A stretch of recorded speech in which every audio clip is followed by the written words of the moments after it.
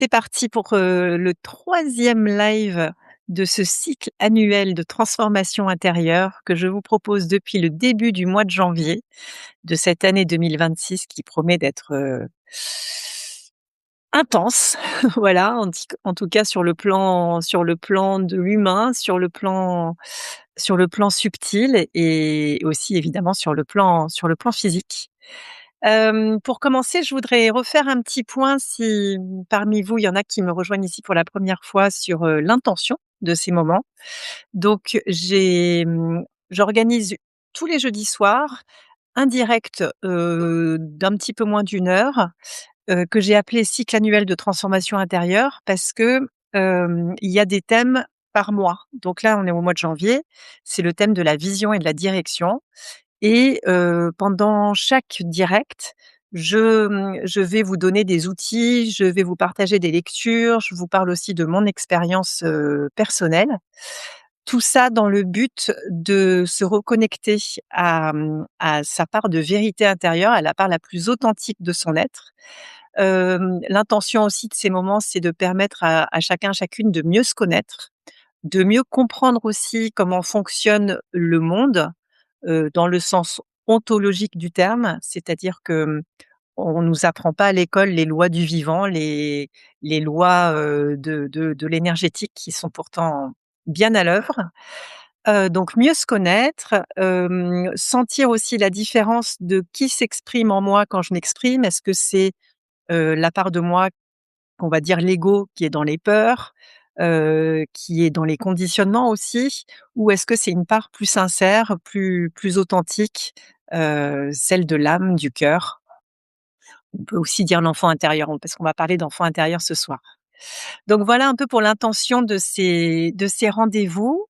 Chaque mois, donc tout au long de l'année, va porter, sur un thème particulier et je vais aussi me servir, dans la construction de ce cycle des directions comme, comme nous les apprennent la roue de médecine chamanique et donc dans ce mois d'hiver, en janvier, on est au nord et chaque direction et ça je m'inspire des traditions chamaniques plutôt, nord-américaines.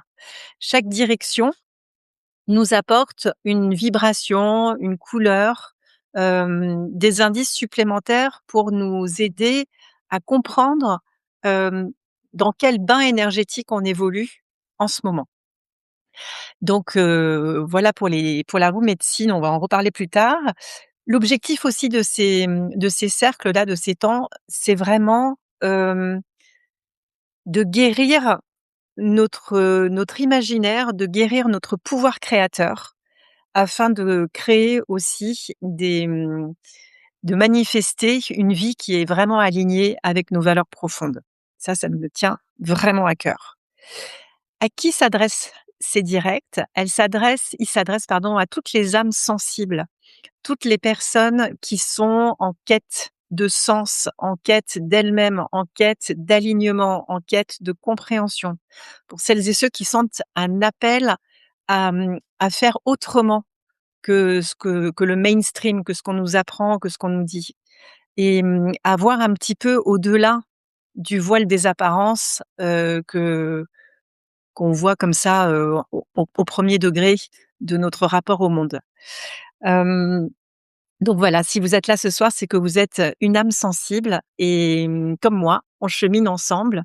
Je détiens pas de vérité sur tous les sujets que je vous partage. C'est, vraiment important de garder son discernement, de d'observer ce qui vous paraît juste, ce qui vous paraît pas juste, de poser des questions quand vous avez des questions dans le chat, d'interagir si vous le souhaitez entre 2 directs avec la messagerie, parce qu'il y a une messagerie sur cette plateforme qui est bien pratique et dans laquelle on peut poser des questions, partager des documents.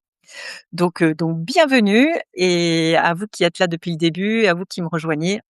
Voilà, je suis enchantée de partager toutes ces merveilles avec vous. Alors, excusez-moi. Donc, le thème de ce mois de janvier, c'est la vision et la direction et par rapport au rythme que je vous propose aussi, il y a 4 jeudis dans le mois, grosso modo, peut-être qu'en février, il y en a un peu moins. Mais l'idée, c'est de faire 3 jeudis, les 3 premiers jeudis en direct et comme ça où je suis, face caméra et vous pouvez m'envoyer des petits messages par le chat, mais je ne vous vois pas. Et le dernier jeudi du mois, de se retrouver en petit comité, et là, cette fois-ci, c'est réservé à un nombre limité de participants. On est sur une autre plateforme, comme ça je vous vois et là, on peut vraiment échanger, prendre le temps de parole pour chacun, pour chacune et là, ce sera sur une version payante, de 35 € pour le dernier jeudi du mois et ce sera vraiment un temps d'intégration de tout ce qu'on a vu les 3 premiers et voilà, si ça vous appelle, j'en reparlerai par ailleurs. Donc, on est toujours sur la direction et la vision de ce mois de janvier, mais je voudrais prendre quelques minutes pour, vous raconter ce qu'on s'est pris dans la tête cette semaine. Parce que, alors on n'est pas égaux, hein, il y en a qui sont plus ou moins sensibles à ce genre de phénomène, mais on a vécu, des tempêtes solaires assez puissantes, parce que sur une échelle de 5, on était à 4. Tellement puissante qu'il y a eu des aurores boréales, vous avez peut-être vu ça aux infos, qui ont été visibles, un petit peu partout, je crois en Bretagne, enfin dans plein de régions de France où on ne voit jamais d'aurore boréale habituellement. Vous avez peut-être eu aussi des perturbations dans les réseaux, dans le wifi, dans l'internet, il y a des choses qui ont buggé dans la semaine et au niveau des sensations physiques, les tempêtes solaires, elles ont un impact sur notre état général. Alors moi, ce que ça me fait une tempête solaire, ça me fait toujours il peut y avoir des légers vertiges, il peut y avoir, beaucoup de fatigue, mais à la fois beaucoup d'électricité. C'est un truc un peu paradoxal.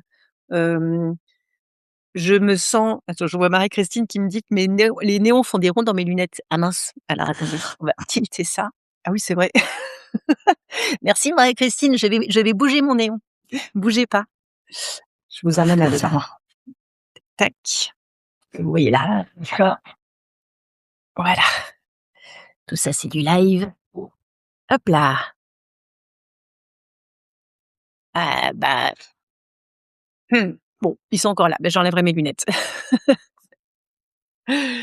Donc, les tempêtes solaires, elles nous font des espèces de vertiges, des nausées, des états d'hyper-excitation, tension intérieure et à la fois de grande fatigue.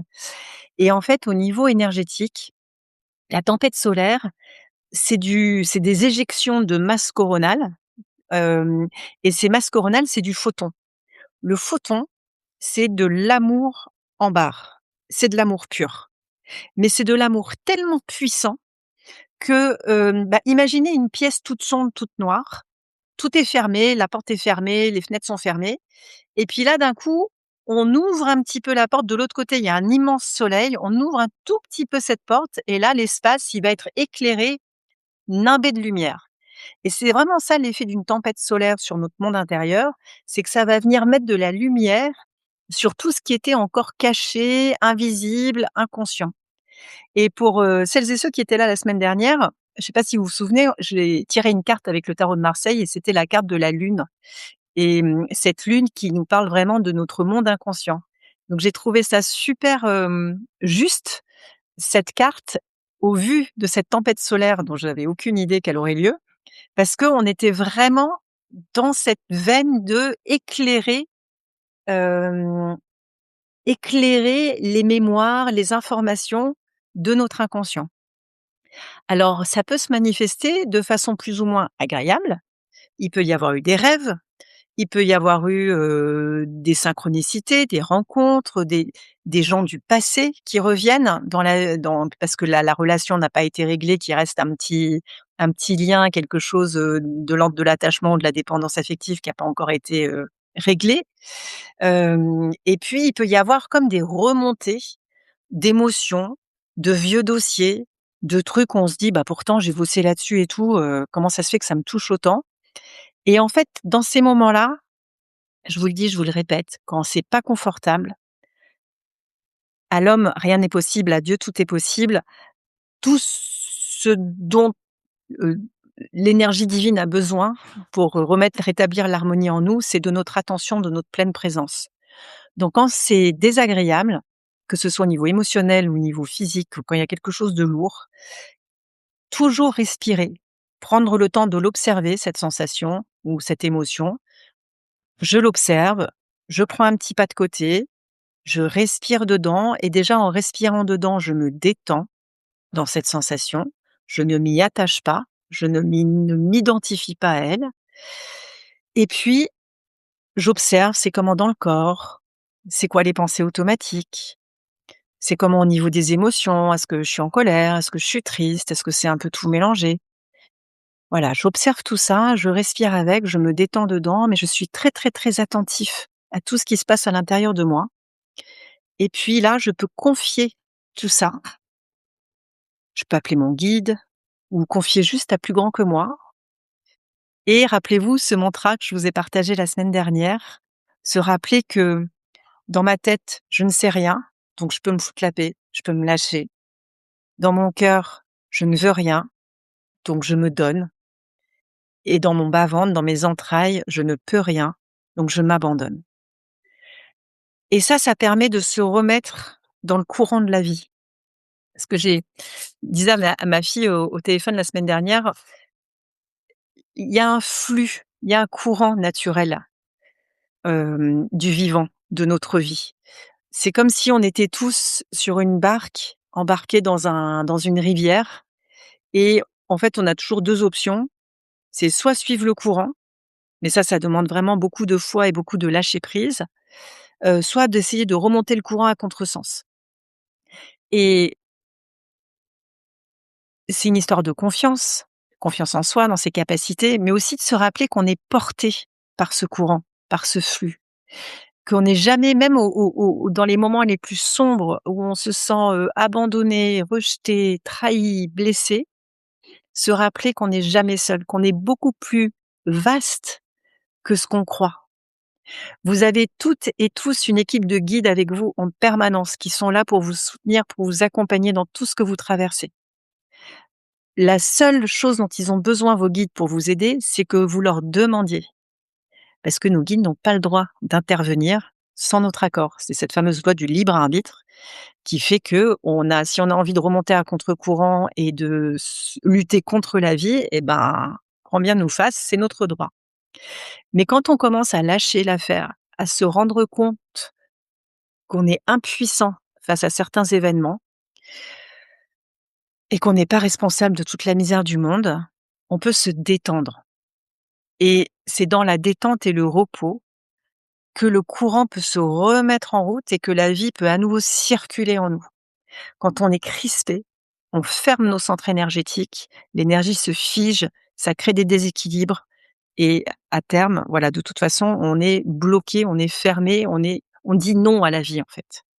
Voilà, soit je me lâche, je me laisse aller et je dis oui à la vie, puis parfois ça secoue un peu, parfois on voit des rochers au loin, on a super peur, on est: «Ah!» machin et puis ça passe et puis ça passe et puis parfois ça passe pas.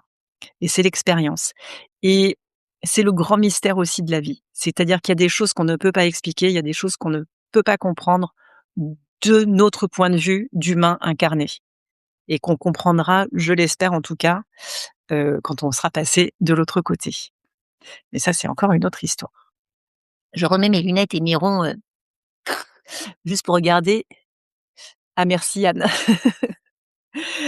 Hem donc voilà pour le courant de la vie et est-ce que je me laisse aller dans ce courant ou est-ce que je me bats contre? Et il y a aussi une autre notion, que je voulais vous rappeler, hem, c'est que dans notre tête ici, on a une petite voix, qui s'agite, parfois un peu trop. C'est la voix du blabla catastrophe et cette voix, c'est, un auteur, qui en parle très bien dans un bouquin que vous connaissez, s'appelle «L'âme délivrée». Il l'appelle la coloc ou le coloc hystérique et c'est vraiment cette part de nous, c'est drôle parce qu'il invite à observer cette part de nous. Donc prenez quelques instants juste pour observer cette petite voix quand vous êtes dans votre journée, dans votre quotidien. La mienne, elle est complètement folle, hein. Elle est complètement cinglée. La meuf, elle est complètement hystérique, complètement angoissée, tout le temps en train d'argumenter, de machiner, de changer de direction dans tous les sens. Voilà, c'est ma coloc hystérique. Et puis une fois qu'on a conscience de ça, et ben, c'est ce petit pas de côté qui permet d'en être le témoin, d'en être l'observateur et qui fait qu'on n'est plus pris dans dans la tempête, quoi. Juste on regarde et puis au bout d'un moment, si on l'observe et qu'on ne s'attache pas à ce qu'elle raconte, et ben, elle va finir par se calmer et se poser sur le canapé et attendre que ça passe. Et c'est ce que je disais avec ma fille quand je lui parlais de cette barque et du courant de la vie et tout.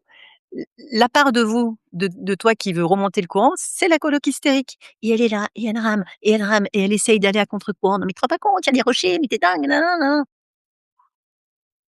C'est la voix de l'ego et notre ego, on en a besoin parce qu'il nous a sauvé la peau quand on était plus jeune. Mais arrivé à un certain âge et quand on se pose plein de questions parce qu'on est des âmes sensibles comme vous et moi, ça devient une prison intérieure. Ça devient des conditionnements, ça devient des limitations.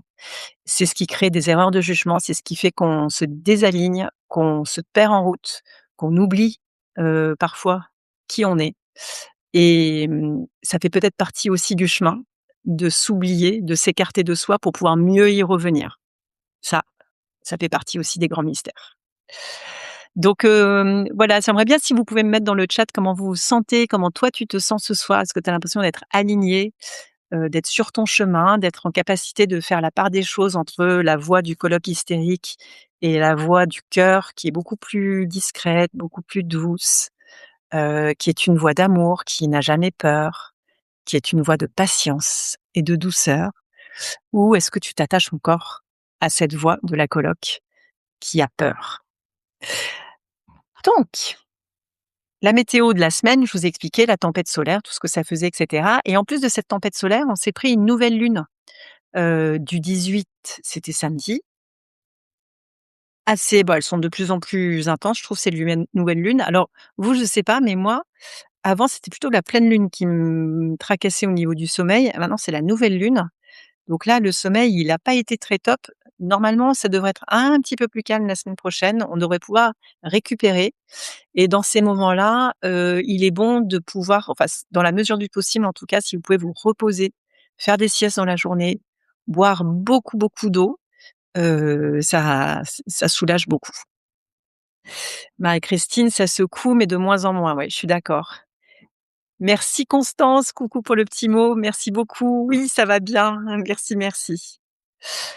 Hem, donc je voulais vous parler ce soir de cette notion d'enfant intérieur. Parce que quand on parle d'alignement, de vision, de direction, on parle forcément de notre enfant intérieur. L'enfant intérieur, c'est la part incarnée de l'âme et on va parler aussi de l'âme ce soir. Ce qu'il faut comprendre, c'est qu'il y a 3 grands plans, dans notre réalité. Je vais vous faire des petits dessins. On a le plan de la matière qui correspond au corps, le plan de l'âme qui correspond au monde astral et le plan de l'esprit qui correspond au monde causal. Et là, on est dans un vocabulaire qui est un peu différent du vocabulaire des, corps énergétiques et des corps subtils. Là, c'est vraiment les 3 plans de l'être. Donc physique, astral et causal. Tac. Le plan physique, fastoche, c'est la matière, c'est tout ce que je peux voir, sentir, goûter, toucher avec mes 5 sens. Le plan astral, celui-là, c'est celui qui occupe le plus de place dans notre monde intérieur. C'est le plan de la psyché, c'est le plan du psychisme, c'est le plan de la dualité. C'est, c'est le monde du milieu pour ceux qui ont des notions de chamanisme. C'est le plan des entités, c'est le plan de, des rituels, c'est le plan de des protocoles, tous ces quand on fait un rituel, quand on fait appel à une certaine énergie, on est sur ce plan de l'astral. Il y a des très bonnes choses sur, dans le plan astral, mais il y a aussi des choses auxquelles il faut faire attention. Et dès qu'on fait un rituel, dès qu'on ouvre un espace spirituel, on ouvre un pan dans ce monde de l'astral, qui peut être lumineux, mais pas forcément. Donc c'est là où il faut être extrêmement vigilant. Le plan qu'on va ouvrir va correspondre à la vibration qu'on émet à l'instant où on l'ouvre. Ensuite, on a le plan causal. Et le plan de l'astral, pardon, c'est aussi le plan, du karma. C'est dans ce plan qu'on est pris dans la loi de cause à effet. La semaine dernière pour, celles et ceux qui étaient pas là, j'ai parlé de miracle. Un miracle, c'est un événement qui n'a pas de cause, alors que, la plupart du temps, on est pris dans des événements qui sont pris dans cette loi du karma de cause à effet. Voilà, où chaque choix qu'on fait aura un effet. Tout a une cause, sauf le miracle. Bref, donc loi de cause à effet, plan astral et ensuite on a le plan causal qui est à l'origine de toute chose, qu'on peut appeler aussi le plan de l'esprit avec un E majuscule ou le plan divin, le plan le plus élevé en tout cas et hem et c'est dans ce plan causal qu'on peut élever les vibrations du plan astral et élever les vibrations du plan physique. Et c'est vraiment important de comprendre que la plupart du temps, on se fait piéger par l'astral. Que quand on Pour revenir à l'histoire de l'enfant intérieur et de l'âme incarnée et l'inconscient, le conscient et cetera, on est dans l'astral. Et à un moment donné, c'est encore cette citation d'Einstein que j'adore, quand on veut régler une problématique qui a été créée dans l'astral, ce serait une folie de croire qu'on peut le régler en restant dans ce plan-là. Il faut vraiment faire appel au plan causal, qui est le plan de l'esprit. Il y a une métaphore qui est intéressante avec ces 3 plans: matière, psychisme, esprit, matière, astral, causal. Si on prend par rapport au corps et à la nature de notre corps. Le plan de la matière correspond au corps physique, le plan de l'astral, c'est l'âme et le plan causal, c'est le souffle. Et quand je parle du corps astral, j'ai dit c'est l'âme, mais c'est aussi le sang. Donc la chair, le sang et le souffle. Je vais y arriver. La chair, la matière, le sang, l'âme, le souffle, l'esprit. Et c'est là où on comprend que l'âme, elle est l'intermédiaire entre le corps et l'esprit. Et comme le tronc de l'arbre, elle a un courant ascendant et un courant descendant, sève montante, sève descendante. Un coup, elle amène l'information de l'esprit dans la matière du corps. Un coup, elle transmute les lourdeurs de la matière, hop, pour les élever vers l'esprit. Elle spiritualise la matière. Notre âme est très complexe et la part incarnée qui anime, l'âme, c'est ce qui anime le corps physique, ce qui nous met en mouvement, c'est une part blessée et c'est ce qu'on peut appeler l'enfant intérieur. L'enfant intérieur, c'est la part de chacun qui a, animé le tout petit bébé qui était en train de grandir dans le ventre de sa maman, qui s'est vraiment incarné à ce moment-là et qui a été ensuite, dans un manque d'amour d'une façon ou d'une autre, parce que c'est notre, réalité dans ce monde-là. On a toujours manqué d'amour, même si on a eu des parents les plus bienveillants du monde, il y a comme on est dans le plan de l'astral, il y a toujours à un moment donné un petit manque d'amour qui va du coup générer la création de l'ego. Parce que l'être humain, contrairement aux animaux, a besoin d'amour pour survivre, c'est un besoin vital.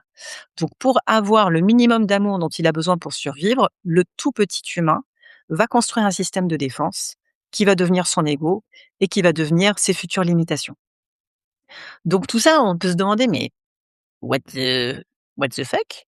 Pourquoi autant de bazar? Je ne sais pas. C'est le grand mystère de la vie. Mais en tout cas, c'est intéressant de l'observer et de le comprendre. Parce que ça permet de prendre du recul et d'avoir une vision plus large sur les événements et sur les phénomènes intérieurs et les événements extérieurs. Je pense, c'est perso, que le monde extérieur est à l'image du monde intérieur. Que pour avoir un impact sur le monde, ça commence par travailler son monde intérieur. Si on veut que la paix un jour règne sur cette planète, soyons d'abord en paix avec nous-mêmes et de façon très honnête. Parce que parfois on peut avoir le sentiment d'être en paix avec soi-même, de s'accepter et tout, mais voilà, vraiment très, très, très honnêtement, est-ce que j'accepte tout ce que j'ai fait, toutes mes relations, toutes mes réactions, mon passé, voilà. Ça, c'est un travail qui, d'après moi, est de l'ordre de notre responsabilité individuelle. Si tu veux changer le monde, commence par toi-même. Et pour servir le monde, sois exactement qui tu es, parce que tous les autres sont pris. Et donc c'est un peu comme si on était tous et toutes des atomes, heu, ou peut-être plutôt des instruments de musique dans un orchestre. Chaque instrument apporte une touche, une couleur, une note particulière à la symphonie. Et quand je me compare, quand je me juge, quand je me rabaisse, quand je me méprise, quand je me traite mal, quand je mange mal, et cetera, et ben, je sonne faux et je ne sers pas le collectif en essayant d'être autre chose que ce que je suis. Donc voilà, ça c'est tout un chemin. En tout cas, c'est vraiment mon chemin. Hem, pour faire un petit partage un peu plus perso, dans dans ma jeunesse, j'ai eu à un moment donné un espèce de syndrome où je me reconnaissais plus dans le miroir quand je croisais mon reflet. J'ai vraiment me suis tellement écartée de ce que j'étais, que j'avais oublié qui j'étais. Voilà, donc voilà, j'ai vraiment fait le grand écart et c'est intéressant aussi parce que je trouve que, c'est important d'expérimenter les extrêmes de la balance pour pouvoir trouver l'équilibre, le bon équilibre pour soi et ça passe par l'expérience. Un enfant pour arriver à marcher, se mettre sur ses 2 jambes et marcher correctement sans se casser la figure, il tombe environ 2000 fois. Donc voilà, c'est OK de tâtonner, c'est OK de s'égarer, c'est le chemin, c'est l'expérience et c'est grâce à toutes ces expériences que tu es un être aussi exceptionnel qui a autant à apporter au monde et à donner des fruits nourriciers à tout le monde qui t'entoure et tous les êtres vivants qui t'entourent parce que c'est aussi les animaux et les végétaux dont on est responsable et dont on prend soin, qui ont besoin, de notre être authentique. Donc l'enfant intérieur, cette part de nous qui s'est incarnée, qui a grandi dans un système, dans une famille, avec une lignée côté papa, une lignée côté maman, qui a reçu donc de cette lignée un héritage transgénérationnel. C'est pour ça que je trouve ça intéressant la métaphore entre l'âme et le sang. Et on a beaucoup à purifier ce sang, à nettoyer, les vieilles mémoires, tous ces héritages transgénérationnels dont on n'a plus besoin aujourd'hui. Et la bonne nouvelle, c'est que par les temps qui courent, ce nettoyage est drôlement facilité. Comme, il y a une élévation de conscience collective et planétaire, quand on commence à faire ce travail, à prendre conscience de tout ça, ça se fait mais beaucoup plus vite qu'il y a une dizaine d'années. Donc ça, c'est vraiment chouette. Et donc notre sang, notre enfant intérieur, il a hérité de toutes ces vieilles mémoires, c'est dans son ADN. On a tous aussi une carte génétique avec notre ADN, mais on sait aussi, et ça c'est l'épigénétique qui nous l'apprend, que rien n'est définitif. C'est pas parce qu'on arrive, c'est vrai qu'on n'est pas égaux. Il y a des gens qui vont naître avec des maladies. Ça peut paraître super injuste d'avoir un enfant qui naît avec un cancer ou enfin, c'est je suis une maman, donc je trouve ça complètement inexplicable et pas OK du tout. Mais en prenant voilà, en se mettant sur le plan de l'âme et sur le plan de l'expérience de l'âme incarnée, ça prend un autre sens. Et il y a des choses, quand on en est conscient, qu'on peut faire. On n'est pas impuissant sur tous les plans. Hem, donc pour purifier notre sang et notre ADN et nos mémoires transgénérationnelles, on va se servir de l'esprit. Et l'esprit, si on garde la métaphore de la chair, du sang et du souffle, ça correspond au souffle. Pratiquer des exercices de respiration réguliers, c'est une excellente façon de purifier, de nettoyer la vibration de mon sang.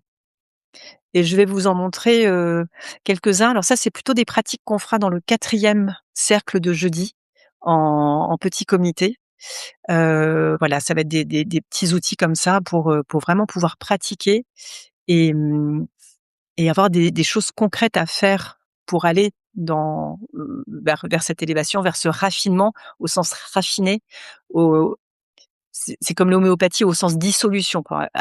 Grâce au souffle, on peut dissoudre de plus en plus les informations qui sont lourdes et comme je vous le disais dans le premier live, cette notion de bien et de mal, qu'on a besoin des 2 forces pour avancer dans notre plan de réalité, mais l'idée c'est le mal, de le réduire à une dose homéopathique pour qu'il n'impacte pas, le bien manifesté.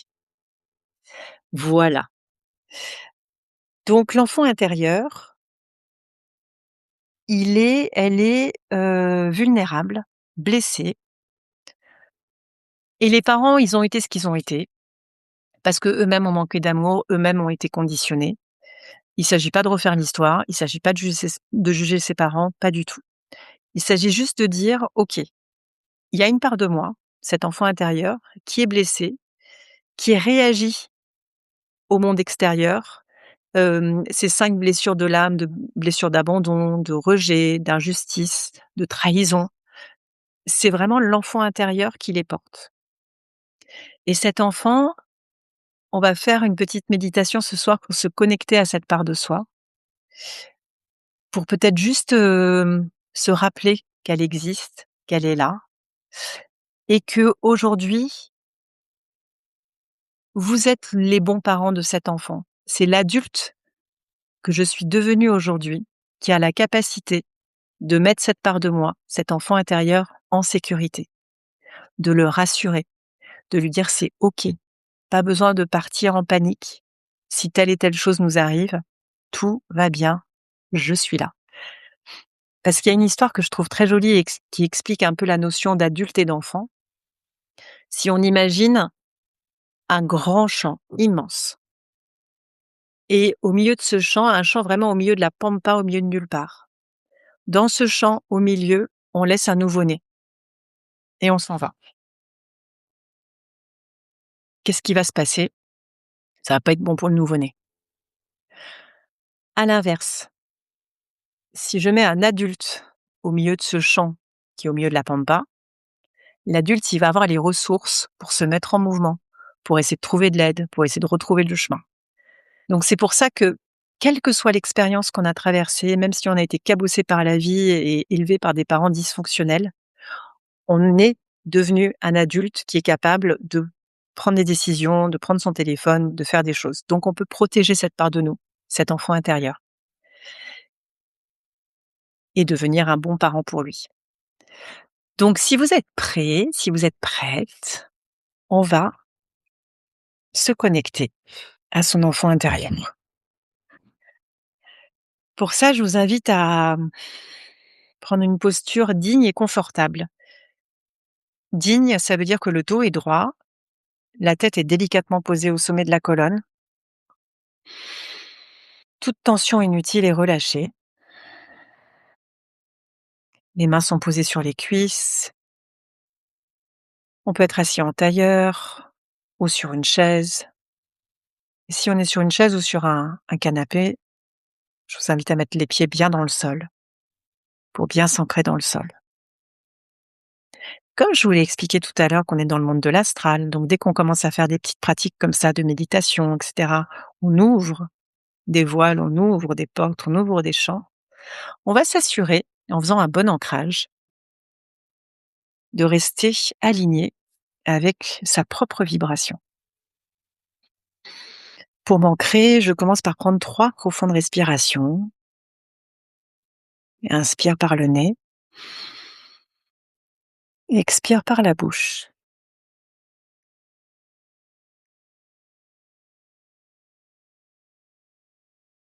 Deuxième profonde inspire, deuxième profonde expire. Et à chaque expire, tu lâches les pensées. Et à chaque inspire, tu te rassembles un peu plus. Puis je vais garder l'attention portée sur mon souffle et je vais imaginer, parce que l'énergie suit la pensée, l'énergie suit l'imagination. Je vais imaginer qu'il y a une petite balle rebondissante au bout de mon souffle. À l'inspire, mon souffle va vers le haut. À l'expire, mon souffle plonge vers le bas.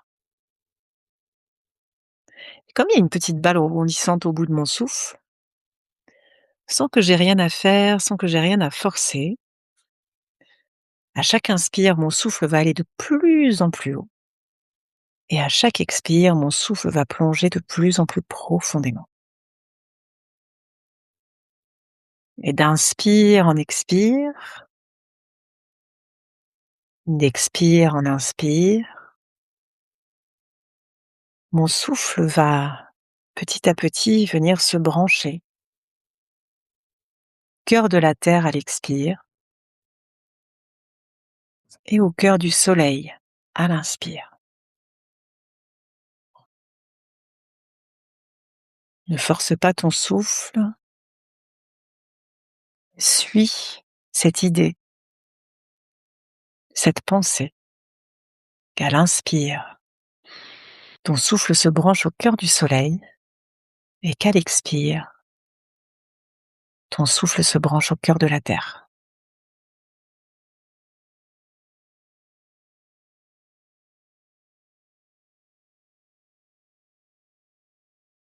Peut-être que tu vas observer qu'il y a une direction qui va mieux qu'une autre.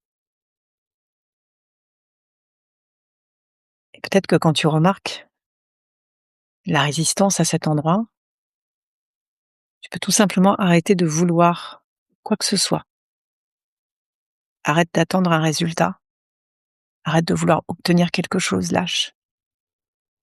Lâche. Être ancré à la terre et ancré au soleil, c'est un état naturel. Voilà.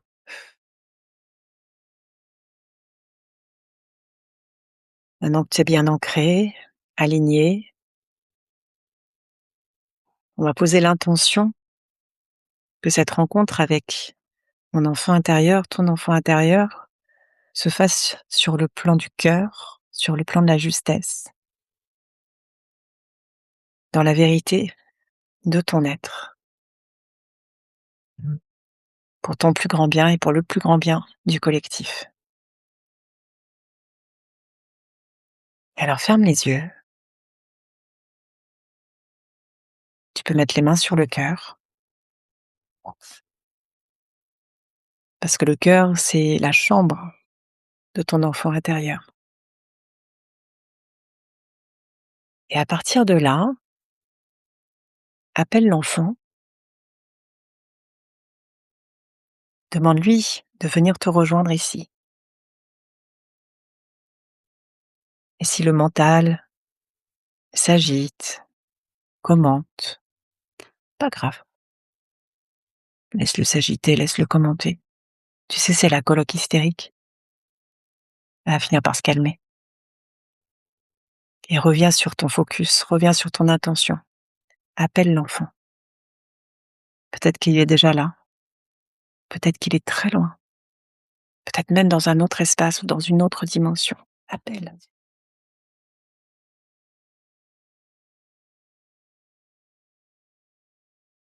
Et quand tu la vois, quand tu le vois, reconnais sa présence en toi.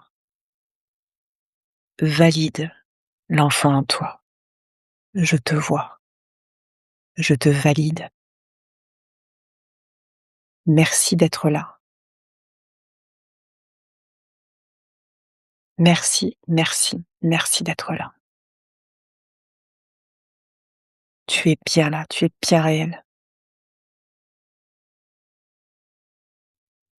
Offre-lui toute ta présence à cet enfant. Offre-lui toute ton attention.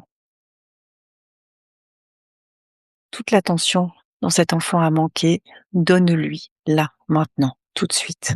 Reconnais-le, reconnais-la.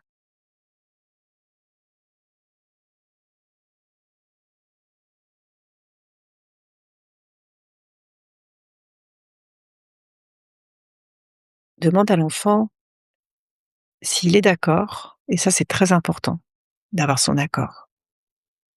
S'il est d'accord pour entrer en contact physique avec toi. S'il est d'accord pour que tu lui prennes la main, pour que tu passes ta main dans ses cheveux. Et si c'est OK, entre en contact avec l'enfant de la meilleure façon qui soit pour toi. C'est la relation la plus importante de ta vie. C'est la relation à toi-même. C'est la clé, cet enfant, vers ton monde intérieur, vers ton psychisme. C'est la part de toi qui connaît toutes les blessures de ton âme depuis que tu as été engendré jusqu'à aujourd'hui. Et cette part de toi, elle a besoin d'une seule chose, de ton amour. Donc une fois que tu es entré en contact avec, dis-lui, je t'aime. Et sens-le, je t'aime. Ressens-le. Parfois, c'est pas évident. Quand j'ai commencé à faire ces pratiques sur l'enfant intérieur, j'avais du mal à ressentir cet amour. Et c'est pas grave. C'est un entraînement. À force de le dire, à force de le faire, tu réveilles cet amour parce qu'il est là, il est juste endormi. Et merci d'être là. Je t'aime. Et je suis désolée à ce petit enfant, je suis désolée de toutes les expériences compliquées, toutes les expériences douloureuses. Je reconnais ta souffrance, tes manques, tes blessures. Je suis vraiment désolée pour ça. Et ce désolé, c'est pas un désolé coupable, c'est un désolé responsable parce qu'aujourd'hui, en tant qu'adulte, je prends conscience que j'ai la responsabilité de cette part de moi blessée et que je peux changer les choses.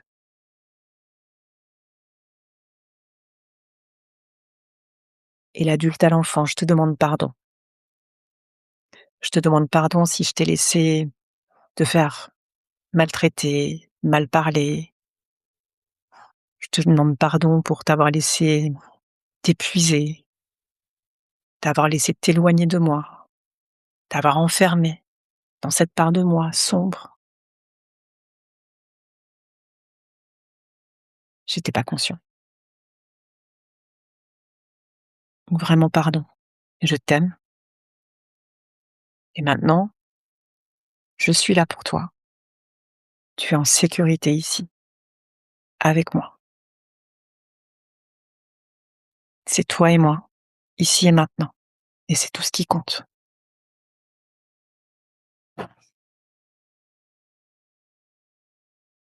Tu peux bercer cet enfant contre ton cœur, toujours avec le souffle bien présent. L'inspire et l'expire comme deux bras qui bercent, qui consolent, qui cajolent cet enfant. Peut-être que c'est très joyeux et que l'enfant veut jouer, veut s'amuser, veut rire. Voilà, c'est une rencontre unique et magique à chaque fois, que tu peux faire et refaire aussi souvent que nécessaire. Tu peux le faire le soir en t'endormant, le matin au réveil, et avec ces 4 petits mots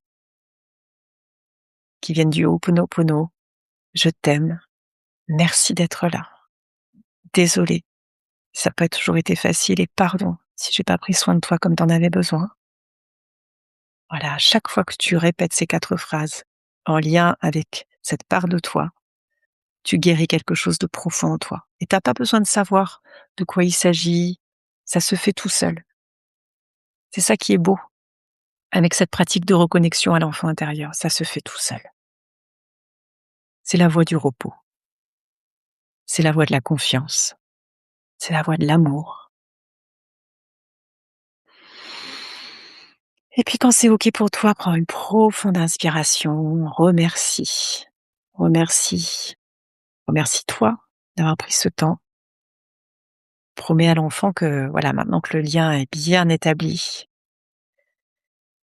elle peut il peut t'appeler à n'importe quel moment et que toi aussi tu peux faire appel à lui à n'importe quel moment. Voilà, on en reparlera de l'enfant intérieur parce que c'est vraiment puissant. Et puis voilà, tu peux faire un petit bisou, un petit câlin, me dire: «Je suis là pour toi, je t'aime» et revenir dans cet espace, parmi nous, avec moi, les yeux ouverts, t'étirer. S'étirer, ça permet d'intégrer et puis observe comment tu te sens, s'il y a quelque chose qui a bougé en toi, même si c'est très léger. Voilà, observe. J'espère que tout le monde va bien. Et au sujet de l'enfant intérieur, il y a un très joli oracle, plat, pardon pour le bruit, l'oracle de l'enfant intérieur, qui est un outil de travail magnifique. Voilà, pour celles et ceux qui sont curieux de ça, allez voir. Donc voilà, ce travail avec l'enfant intérieur, on est dans ce monde de l'astral, dans le monde du psychisme, dans le monde de nos blessures d'âme. Hem Et comme au départ, voilà, je voulais vous parler de l'âme, de la part incarnée de l'âme qui est cet enfant intérieur, on parlera dans un autre direct de nos parts d'âme fragmentées, de nos parts d'âme perdues ou volées, qui sont aussi en lien avec cet enfant intérieur, mais pas que. Parce que l'âme, c'est vraiment une dimension vaste, complexe et multidimensionnelle de notre être. Donc voilà, une seule soirée va pas du tout être suffisante pour en parler de tout ça, mais déjà, moi je vous invite, voilà, à répéter cette pratique de reconnexion à l'enfant intérieur, de laisser faire ce qui doit se faire. Il peut vraiment y avoir de très belles guérisons, sur le plan émotionnel, sur le plan inconscient qui se font et sur le plan des relations aussi. Donc pratiquez, observez, troisième pratique après ce troisième live et on va conclure ce soir avec une carte pour le collectif. D'ailleurs, que vous soyez en replay ou en direct, c'est pareil puisque l'espace et le temps n'existent pas. Alors, ce sont des cartes très kitsch, mais j'aime bien. Message de vie de Mario Duguay. Là, c'est une carte, un message. Ça, c'est très sympa. On peut se faire ça seul, le matin, le soir, voilà, pour avoir une petite guidance. C'est que des messages positifs, c'est que du bon. Donc, comme la semaine dernière, là, je vous avais tiré la carte de la lune dans le tarot de Marseille, on va demander pour ce tirage de nous donner un peu d'infos, de guidance pour, la semaine à venir. Alors, pour notre collectif. Ah bah, on est dans le thème. Je découvre qui je suis. Je vais laisser la carte ici si vous voulez prendre une capture d'écran. Je prends conscience de ma réelle identité. Je cesse de me dévaloriser, de me voir avec des limites. Je m'émerveille devant toute cette beauté et toutes mes possibilités en tant qu'être de lumière. J'apprends à reconnaître le divin en moi et à découvrir mes richesses intérieures. Je suis maintenant à l'écoute de mes besoins sans me préoccuper des jugements extérieurs. Ça, tout est dit. Je trouve ça dingo. Je trouve ça dingo. Voilà pour ce soir. Merci beaucoup de m'avoir suivi. Pour, celles et ceux qui le souhaitent, j'enverrai un petit mail avec toutes les infos pratico-pratiques pour le 4e temps de ce mois de janvier, qui est un temps d'intégration qui va reprendre les pratiques et les notions qu'on a vues dans les 3 premiers lives et je vous embrasse, je vous souhaite une belle semaine et je vous dis soit la semaine prochaine, soit au mois de février. D'ailleurs, je vous annonce le thème du mois de février qui est l'expression de l'âme. Donc on va reparler de cette notion d'âme, qui est, voilà, moi je trouve absolument passionnante au mois de février. Je vous embrasse, belle soirée, bisous bisous.